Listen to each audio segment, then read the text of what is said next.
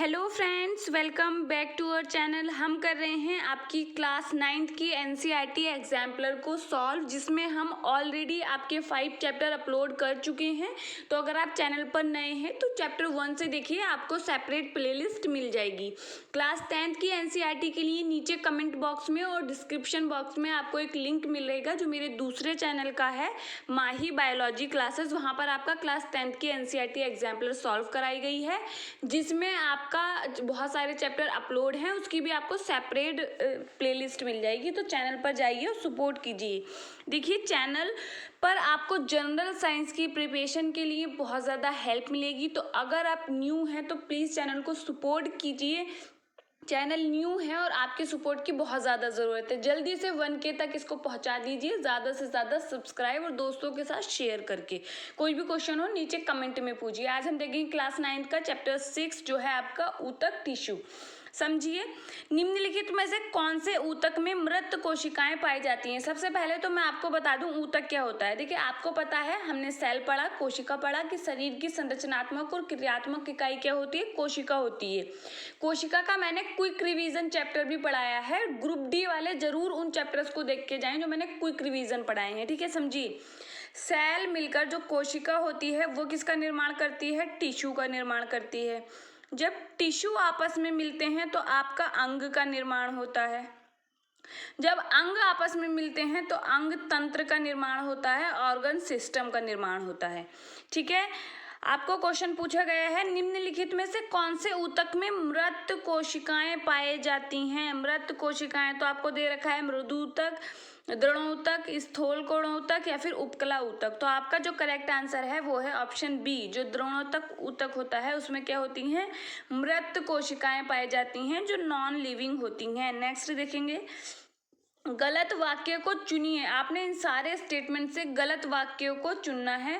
मृदूतक ऊतकों में अंतराकोशिक स्थान होते हैं, तो सही बात है। जो मृदूतक ऊतिकाएं होती हैं उनमें क्या होते हैं, अंतराकोशिक, मतलब कोशिका के अंदर क्या है, स्थान पाए जाते हैं। फिर देखेंगे, स्थूल कोण ऊतकों की कोशिकाओं के कोने अनियमित रूप से मोटे होते हैं, जो कि सही है। शीर्षत एवं अंतर्विष्ट विभिजियोतक स्थायी ऊतक हैं, ये गलत है, ये स्थायी ऊतक नहीं है। तो ऑप्शन सी ही आपका इसका करेक्ट आंसर हो जाएगा, क्योंकि हमें गलत ही चुनने को बोला गया था।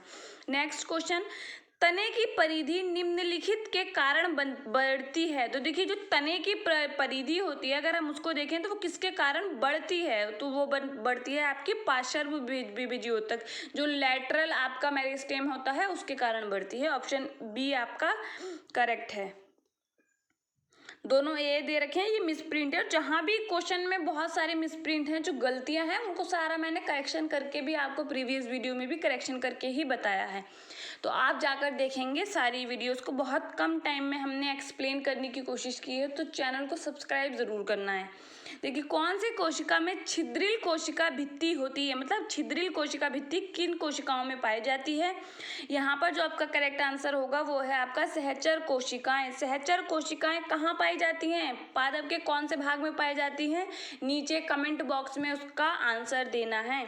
फिर देखेंगे, आंत पचे हुए भोजन को अवशोषित करती है। उपकला कोशिकाओं का कौन सा प्रकार इसके लिए उत्तरदायी है। तो देखिए, आंत जो होती है, आपको पता है, आपकी जो छोटी आंत होती है और बड़ी आंत होती है, आपके शरीर में 2 आंतें हैं। छोटी आंत को छोटा इसलिए नहीं बोला जाता कि वो लंबाई में छोटी होती है, उसका डायामीटर छोटा होता है। इस तरीके से देखें अगर हम, वो बहुत, उसका डायामीटर छोटा होता है, जबकि बड़ी आंत का डायामीटर क्या होता है, बड़ा होता है, इसलिए छोटी बड़ी बोला जाता है। अदरवाइज लंबाई में छोटी आंत ही आपकी बड़ी होती है। ठीक है, तो जो छोटी आंत होती है उसमें पता है आपके भोजन का जो भोजन है, अधिकांश भोजन वहीं पर पाचित होता है, वहीं पर अवशोषित होता है। आप देखेंगे ग्रहणी वाले भाग में भोजन का अवशोषण होता है, तो वहां पर क्या होती हैं, इस प्रकार की कोशिकाओं में आपको रूपांतरण देखने को मिलता है। मतलब वहां पर अगर हम देखेंगे तो ये उपकला कोशिकाएं पाई जाती हैं, जो उसके सरफेस एरिया को, सतही क्षेत्र जो है उसको बढ़ा दें, जिससे भोजन का अवशोषण अच्छी तरीके से और ज्यादा हो। तो इसका जो करेक्ट आंसर है वो है ऑप्शन बी, स्तंभाकार उपकला, क्योंकि उपकला ऊतक भी कई प्रकार की होती है। नेक्स्ट क्वेश्चन देखेंगे, किसी व्यक्ति की दुर्घटना में हाथ की दोनों बड़ी हड्डियां अस्थियां अपने स्थान से हट गईं, निम्नलिखित में से कौन सा संभावित कारण हो सकता है। तो देखिए, हड्डी को हड्डी से कौन जोड़ता है, आपका स्नायु जोड़ता है। तो यहाँ पर आप देखेंगे स्नायु का टूटना, ऑप्शन सी आपका करेक्ट है। नेक्स्ट क्वेश्चन देखेंगे, काम करते समय एवं दौड़ते समय आप अपने हाथ पैर आदि अंगों को हिलाते हैं, निम्नलिखित में से कौन सा कथन सही है। तो यहाँ पर आप देखेंगे चिकनी पेशियां संकुचित होकर अस्थियों को चलमान करने के लिए स्नायु को खींचती हैं, गलत है। चिकनी पेशियां संकुचित होकर अस्थियों को चलमान करने के लिए कंडराव को खींचती हैं, गलत है।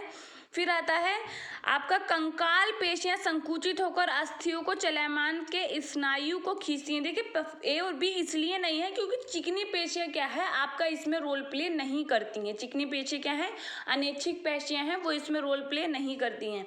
फिर देखेंगे कंकाल पेशियां संकुचित होकर अस्थियों को चलमान करने के लिए कंडराव को खींचती है। तो यहाँ पर जो करेक्ट आंसर है वो है ऑप्शन डी, क्योंकि यहाँ पर कंडराव को खींचती हैं लिखा है। ऑप्शन सी इसलिए गलत है क्योंकि वहां पर लिखा है स्नायु को खींचती हैं। नेक्स्ट क्वेश्चन देखेंगे, कौन सा पेशी युग्म अनैच्छिक पेशियों के रूप में कार्य करता है। तो देखिए, यहाँ पर आप देखेंगे आपको पेयर में आंसर देना है, कौन सा युग्म अनैच्छिक पेशियों के रूप में कार्य करता है। तो आपको दे रखा है स्थिरित पेशियां, फिर है आपका चिकनी पेशियां। तो चिकनी पेशियां मैंने अभी आपको बताया अनैच्छिक हैं, तो होती हैं। फिर आती हैं हृदय पेशियां, क्या हृदय पेशियां भी अनैच्छिक होती हैं। हाँ जी, आप देखिए अनैच्छिक पेशियां वो होती हैं जो आपकी इच्छा के अनुसार कार्य नहीं करती हैं, मतलब वो उनके ऊपर आपका कोई वश नहीं है कि आपके दिल के धड़कने पर, दिल के काम करने पर आपका वश है। आप कहें भाई धड़कन रुक जाए, आप रुक जाओ, या आप कहें ब्लड अब हृदय से आपके पंप ना हो, तो ऐसा आपके बस में नहीं है। वो ऑटोमेटिक सिस्टम है आपकी बॉडी का। तो वो होती है चिकनी पेशियां जो आपकी इच्छा के अनुसार कार्य नहीं करती हैं। तो वो है चिकनी पेशियां, और हृदय पेशियां भी वही हैं। तो ऑप्शन बी आपका करेक्ट हो गया। देखिए, क्लास 9th और 10th की साइंस को पढ़ने के लिए अभी हम बच्चों के एग्जाम शुरू होने वाले हैं, तो हम उसका 1 शॉट वीडियो आपको बहुत ही जल्द प्रोवाइड करेंगे। पॉसिबल होगा तो मंडे को आपकी फर्स्ट क्लास आएगी। तो आप दूसरे बच्चों के साथ ज़्यादा से ज़्यादा शेयर करेंगे और चैनल को सब्सक्राइब करेंगे। फिर देखेंगे पादपों में विभज्योतक ऊतक, और क्वेश्चन नंबर 9। तो इसका जो करेक्ट आंसर है वो है ऑप्शन सी, स्थानीकृत एवं विभाजनकारी कोशिकाओं के बने होते हैं। नेक्स्ट क्वेश्चन देखेंगे, निम्नलिखित में से बाह्य त्वचा एपिडर्मिस का कौन सा कार्य नहीं है। देखिए, एपिडर्मिस क्या होती है, आप किसी भी प्लांट्स वगैरह की, किसी भी चीज़ की बाहरी जो लेयर होती है उसको आप बोलते हैं एपिडर्मिस। तो यहाँ पर आपको बताना है उसका कौन सा काम नहीं है। तो देखेंगे प्रतिकूल परिस्थितियों से बचाव, तो है भाई बाहरी लेयर है, तो जब प्रतिकूल परिस्थितियाँ आएंगी तो वो बचाव करेगा। फिर आता है गैसीय विनिमय, गैसीय विनिमय भी होता है। फिर आप देखेंगे जल संवहन, तो जल संवहन आपका करेक्ट आंसर है क्योंकि ये नहीं होगा।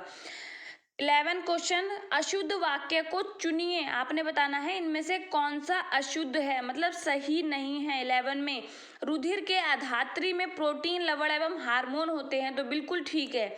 2 अस्थियां स्नायु की वजह से जुड़ी होती हैं, अभी बताया था 2 अस्थियां आपस में किससे जुड़ी होती हैं, स्नायु से जुड़ी होती हैं। फिर देखेंगे कंडरा रेशेहीन एवं कमजोर फ्रेजाइल आपका ऊतक है, उपास्थि संयोजी ऊतक का एक प्रकार है। तो डी आपका सही है, ऑप्शन सी आपका गलत है। नेक्स्ट क्वेश्चन, निम्न में से किसमें उपास्थि नहीं पाई जाती है, आपने बताना है कहाँ पर उपास्थि नहीं मिलेगी। आपका नाक, कान, वृक या फिर आपका कंठ। तो यहाँ पर जो आपका करेक्ट आंसर है वो है ऑप्शन सी, वृक मतलब आपकी किडनी, किडनी में क्या है उपास्थि नहीं होती है।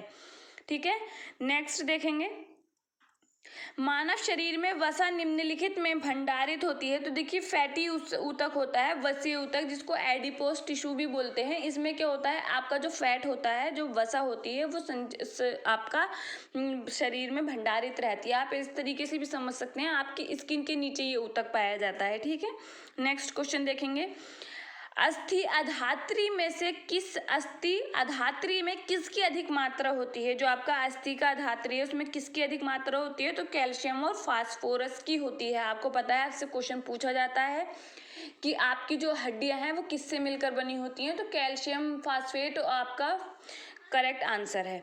नेक्स्ट देखेंगे संकुचनशील प्रोटीन पाई जाती है, जो मतलब संकुचनशील जो सिकुड़ सके वो प्रोटीन किस में पाई जाती है आपका, तो देखिए वो प्रोटीन आपकी पाई जाती है पेशियों में। तभी आपकी पेशियां क्या करती हैं, कॉन्ट्रैक्ट कर सकती हैं, संकुचित हो सकती हैं। नेक्स्ट क्वेश्चन देखेंगे, संकुचनशील प्रोटीन वही है, आपका सी ऑप्शन करेक्ट है। ऐच्छिक पेशियां पाई जाती हैं, ऐच्छिक पेशियां, तो आपको ऑप्शन दे रखे हैं आहार नाल, क्या आहार नाल में पाई जाएंगी? आहार नाल में नहीं पाई जा सकती, क्योंकि आप देखेंगे कि आहार नाल में क्या है, आपका आहार नाल आपके अकॉर्डिंग नहीं चल सकता कि आप उसको कहें कि पेरिस्टालसिस मूवमेंट हो जाए, तो उसमें ऐसा नहीं होगा। लेकिन आपकी पैरों की जो पैर जो होते हैं उसमें आपकी ऐच्छिक पेशियां पाई जाती हैं, आप अपनी इच्छा अनुसार चल सकते हैं, उनको मोड़ सकते हैं, तो बी आपका करेक्ट आंसर हो जाएगा।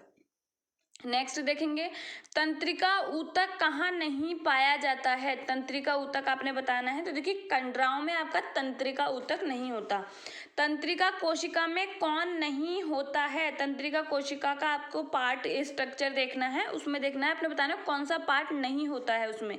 तो कंडराएं आपको पता है क्या है, आपका बोन को आपकी कार्टिलेज से जोड़ने वाला क्या है, मसल से जोड़ने वाला आपका क्या है, कंडराएं हैं। नेक्स्ट देखेंगे, निम्नलिखित में से कौन सी संरचना ऊतकों की मरम्मत तथा अंगों में खाली स्थान भरने में सहायता करती है?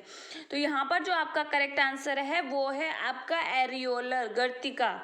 नेक्स्ट देखेंगे, निम्नलिखित में से कौन सा पेशीय ऊतक जो बिना थके जीवन भर लगातार कार्य करता है? तो ये सभी को पता है, आपका हृदय। अगर अंग पूछा जाए तो वो क्या होता है, हृदय होता है, क्योंकि आपका हृदय कभी भी रुक नहीं सकता। अगर हृदय रुकेगा तो वो उसका क्या होगा, रिजल्ट डेथ ही होगी। जब भी हृदय काम करना बंद करता है उसका रिजल्ट क्या है, डेथ ही है। तो हृदय पेशी आपका करेक्ट आंसर है। नेक्स्ट क्वेश्चन, निम्नलिखित में से कौन सी कोशिकाएं शरीर में उपास्थि में ऊतकों में पाई जाती हैं? तो यहाँ पर जो करेक्ट आंसर है वो है आपका ऑप्शन डी, उपास्थि अणु। फ्लोएम में पाए जाने वाले निर्जीव पदार्थ हैं, तो देखिए जाइलम, फ्लोएम सब इससे भली भांति क्या है, आपका इंट्रोड्यूस हैं। तो यहाँ पर आप देखेंगे फ्लोएम में अगर हम देखें तो क्या है, आपका 22 का क्वेश्चन नंबर, आंसर नंबर आपका बी है, फ्लोएम तंतु निर्जीव पदार्थ है। नेक्स्ट देखेंगे, निम्नलिखित में से किसमें परिपक्वता के समय केंद्रक लोप नहीं होता है? तो यहाँ पर जो आपकी करेक्ट आंसर है वो है ऑप्शन ए, सहचर कोशिकाएं। नेक्स्ट क्वेश्चन, मरुस्थलीय पादपों में जलहास की दर में निम्नलिखित में से किसके कारण कमी आती है? मतलब आपका बाष्पोत्सर्जन जो है वो किसके कारण कम होता है? क्योंकि मरुस्थल में जो प्लांट्स हैं उनके पास वैसे ही पानी की कमी है, तो ये किसके कारण होता है आपका? यहाँ पर जो आपका करेक्ट आंसर है वो है आपका option A, cuticle. Next question देखेंगे, एक लंबे वृक्ष में अनेक शाखाएं होती हैं, इन सभी शाखाओं में जल के पार्श्वीय संवहन में सहायता करने वाले ऊतक हैं। आपका ऑप्शन नंबर डी करेक्ट है, जाइलम वाहिकाएं। आपको पता है जाइलम क्या काम करता है, आपका जो वाटर होता है मिट्टी के अंदर जो जड़ें होती हैं फिर प्लांट्स की, उन जड़ों से एब्जॉर्व करता है वाटर को, सीधे कहाँ पहुँचाता है, ऊपर दूसरे पार्ट्स तक पहुँचाता है। फ्लोएम आपको पता है जो भोजन पत्ती तनों में बनता है, पत्ती में जो बनता है उसको दूसरे अंगों तक आपका भोजन को पहुंचाता है। ये कार्य हैं आपके जाइलम और फ्लोएम के। नेक्स्ट देखें, खेत में उगे गन्ने के पौधे में अग्रभाग को यदि काट कर हटा दिया जाए तो भी यह पौधा लंबाई में बढ़ता है, ऐसा निम्नलिखित में से किसके कारण होता है? तो यहाँ पर जो आपका करेक्ट आंसर है वो है ऑप्शन डी, अंतर्वेशी विभजियोतक। नेक्स्ट क्वेश्चन, एक कील को वृक्ष के तने में भूमि सतह से 1 मीटर की ऊंचाई तक ठोक दिया गया, 3 वर्ष के पश्चात यह कील, तो अगर आप देखेंगे तो ये क्या होगा, उसी स्थान पर बनी रहेगी। ऑप्शन सी है, क्योंकि आपको बताया जा रहा है, आपको कंडीशन क्या दी गई है, एक कील को वृक्ष के तने में भूमि सतह से 1 मीटर की ऊंचाई पर ठोक दिया गया है, तो उसी स्थान पर बनी रहेगी। नेक्स्ट क्वेश्चन, मृदुतक कोशिकाएं होती हैं, जो मृदुतक कोशिकाएं हैं वो आपकी क्या होती हैं? मृदुतक कोशिकाएं अपेक्षाकृत अविष्टीकृत एवं पतली भित्ति वाली। पादपों में लचीलापन निम्नलिखित में से किसके कारण होता है? 29 का देखेंगे, स्थूल कोणों ऊतक। ऑप्शन ए करेक्ट है। नेक्स्ट क्वेश्चन, क्वार्क कोशिकाओं में निम्नलिखित में से किसकी उपस्थिति होने से उसकी जल तथा गैसों के लिए पारगम्यता समाप्त हो जाती है? तो यहाँ पर जो आपका करेक्ट आंसर है वो है ऑप्शन सी, सुबेरिन। स्थलीय पर्यावरण में पादपों की उत्तरजीविता उनमें निम्नलिखित में से किसकी उपस्थिति के कारण संभव होती है? तो यहाँ पर जो करेक्ट आंसर है वो है ऑप्शन बी, संवहन ऊतक। अभी बताया था ना, स्थलीय पादपों में पादपों की उत्तरजीविता उनमें निम्नलिखित में से किसके कारण संभव होती है? संवहन ऊतक। संवहन ऊतक कौन से होते हैं? Xylem and phloem. Next question, गलत वाक्य चुनिए। इसमें से आपने गलत वाक्य को चुनना है। मैट्रिक्स का स्वरूप ऊतकों के कार्य के अनुसार भिन्न भिन्न प्रकार का होता है, ये तो सही है। वसा का संग्रह त्वचा के नीचे एवं आंतरिक अंगों के मध्य होता है, एकदम ठीक है। उपकला ऊतकों के मध्य अंतरकोशिकीय स्थान होता है, तो अंतरकोशिकीय स्थान नहीं होता है, यही आपका करेक्ट है। फिर देखेंगे जिम्नोस्पर्म जो अनावर्त बीजी हैं में जल संवहन ऊतक सामान्यतः निम्नलिखित में से किसमें पाए जाते हैं? तो आपने देखना है, ऑप्शन दे रखा है वाहिकाएं, चालनी कोशिकाएं, वाहिनिकाएं या फिर जाइलम तंतु। तो यहाँ पर जो करेक्ट आंसर है वो है आपका ऑप्शन सी। तो ये थे आपके क्लास 9 के चैप्टर नंबर 6 के क्वेश्चन। तो ये थे, इनको आप सॉल्व करके ज़रूर जाना है। देखिए वहाँ पर आपको ग्रुप डी के जो एग्ज़ाम चल रहे हैं सीधे सीधे ऐसे ही क्वेश्चन आपको देखने मिल रहे हैं, तो आपने अच्छे से देख के जाना है, अपने आंसर को अच्छे से समझ के जाना है। अगर आपने अभी तक चैनल को सब्सक्राइब नहीं किया है तो सब्सक्राइब और शेयर कीजिए। मिलते हैं हमारे नेक्स्ट वीडियो में, तब तक के लिए पढ़ते रहिए। Thank you.